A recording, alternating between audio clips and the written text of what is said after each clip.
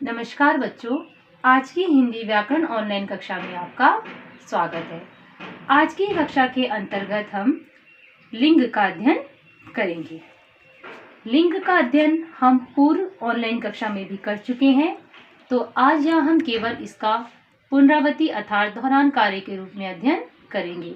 तो देखिए बच्चों, लिंग वे शब्द होते हैं जिनके चिन्ह या जिनसे पहचाना जा सके कि कोई भी शब्द पुरुषवाचक है या स्त्रीवाचक है। अर्थात लिंग वे शब्द होते हैं जो हमें किसी स्त्री जाति या पुरुष जाति के बारे में बताते हैं।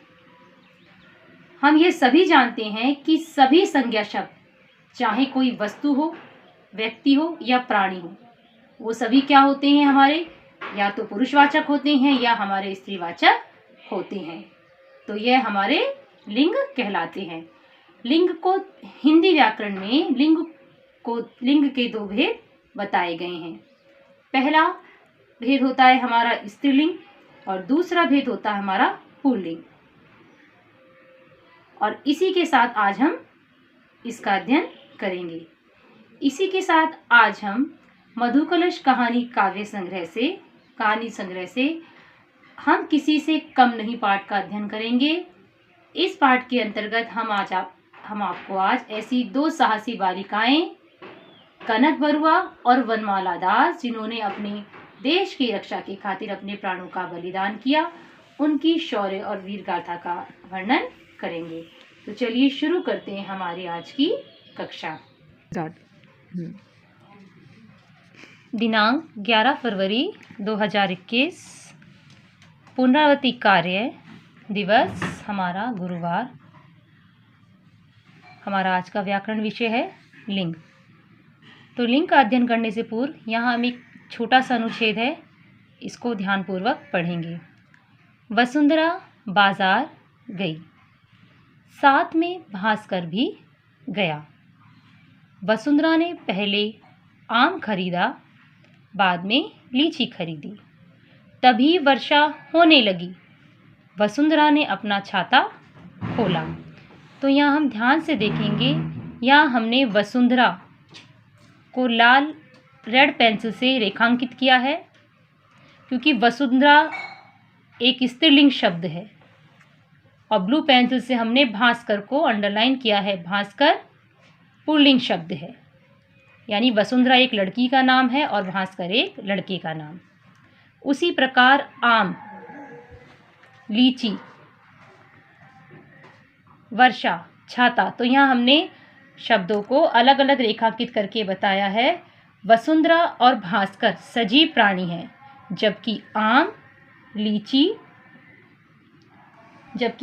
लीची, छाता ये सभी किसी वस्तु या स्थान के अंतर्गत आते हैं। तो अब हम आगे देखते हैं इनका अध्ययन।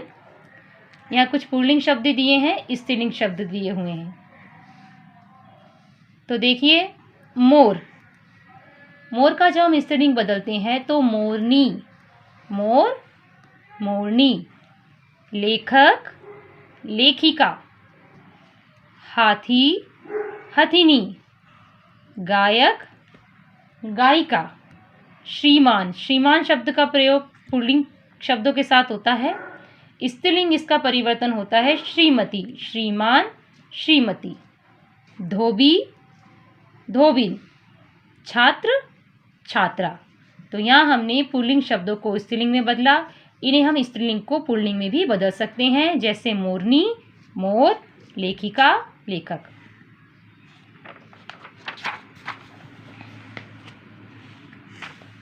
आगे चलते हैं। पिता, माता या माता, पिता।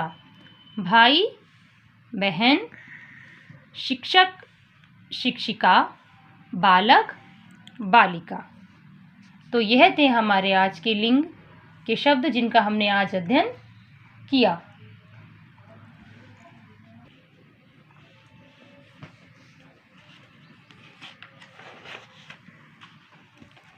तो इन्हें हम हमारी हिंदी व्याकरण की पुस्तिका में करेंगे दोहरान कार्य अंकित करते हुए।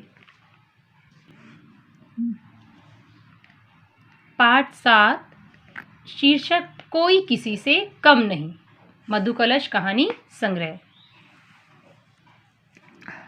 करण और मनोज बगीचे में आम के घने पेड़ों के पीछे छिपते हुए एक दूसरे को पकड़ रहे थे। पास ही एक पेड़ पर झूला पड़ा था, जिस पर सौम्या झूल रही थी। घास पर बैठकर बच्चों के मामा जी और अमूल्य चाचा जी चाय पी रहे थे। करण और मनोज जब पेड़ पर चढ़ने लगे तो सौम्या भी भागी हुई आई और उनके साथ पेड़ पर चढ़ने की कोशिश करने लगी। जब भी वह ऊपर चढ़ने की कोशिश करती तो उसका पांव फिसल जाता। दोनों बच्चे उसे देखकर हंस पड़ते। करण ने अकड़ते हुए कहा, सौम्या, तुम कभी भी हम लोगों की तरह पेड़ पर नहीं चढ़ सकोगी।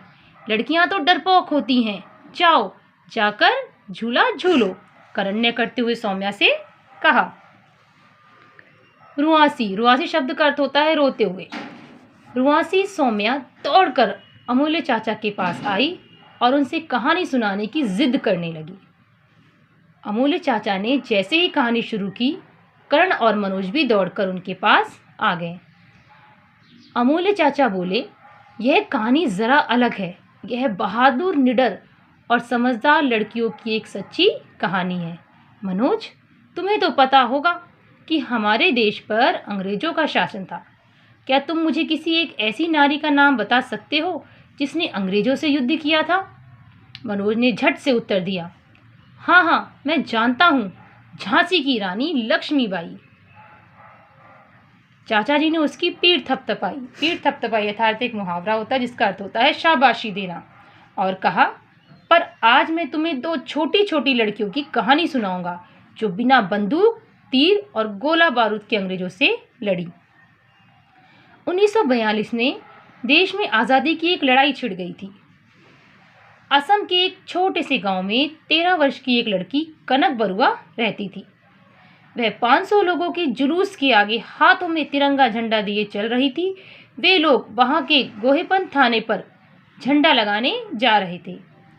थाने पर पहुंचते ही दरोगा ने बंदूक दिखाते हुए धमकाया, अगर आगे बढ़े तो गोली मार दूंगा। सब वहीं रुक गए, लेकिन आज़ादी की दीवानी वह साहसी लड़की आगे बढ़ती ही रही। गोली उसके पैर में लगी, किंतु बेहोश होने से पूर्व कनक ने तिरंगे झंडे को थाने के फाटक पर लहरा ही दिया।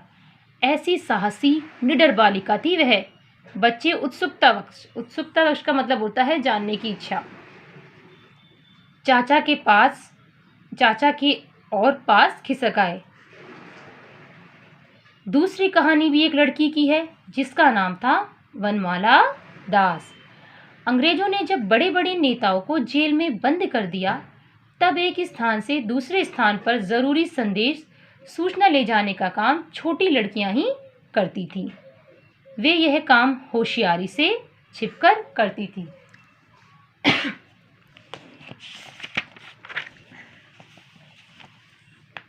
एक बार 14 वर्ष की वनमाला दास को अंग्रेजों ने उस समय पकड़ा जब वह नेताओं के पास जरूरी कागज और अखबार ले जा रही थी।